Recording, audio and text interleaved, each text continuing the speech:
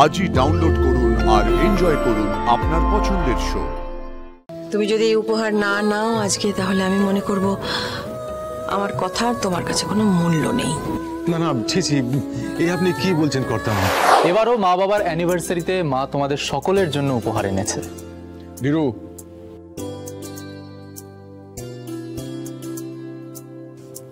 ধীরু, মেয়ে দিল্লির বড় কলেজে চান্স পেয়েছে তো,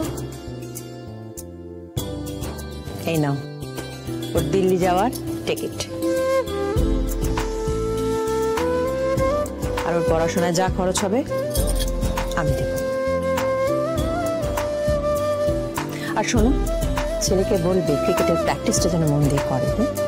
ও ক্রিকেট টিমে চান্স পেলে প্রথম ক্রিকেটের কিটটা আমি কিনে দেবো ওকে। ধন্যবাদ ম্যাডাম, আপনার জন্যই আমার মেয়েটা লেখাপড়া করতে পারলো। সুভাষ,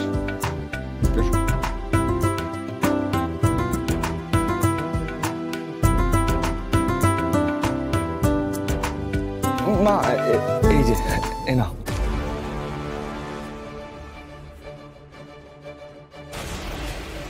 এখানে চুপটি করে দাঁড়িয়ে থাক। ভাইদা, মাকে একবার আমাকে সরি বলতেই হবে। হ্যাঁ, সেটা পরে বলি, সেটা প্রপার সময় নয়।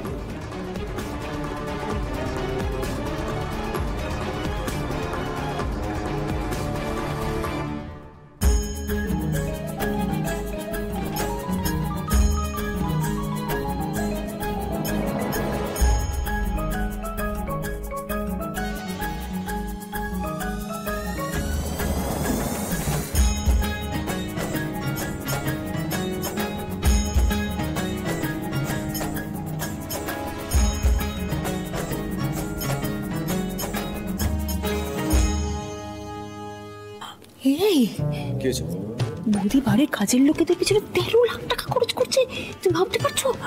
দীপালি ম্যাডাম, এবারে তুমি এসো।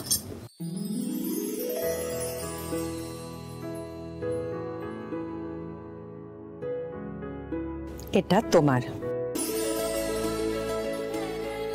এটা সেদিন দেখছিলে না অনলাইনে। আর কাঁদতে নেই। শঙ্কর, আগে কর্তামা এসো। কি ভাবছিলে? এটা তোমার উপহার।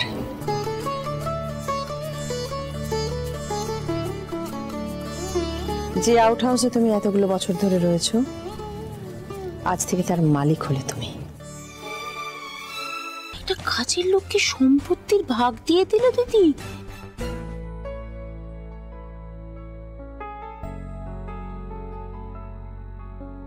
কর্তামা,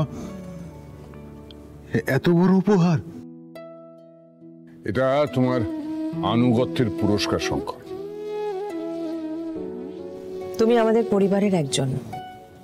তুমি যা করেছো এতদিন ধরে আমাদের জন্য, তার কাছে এটা অতি নগণ্য।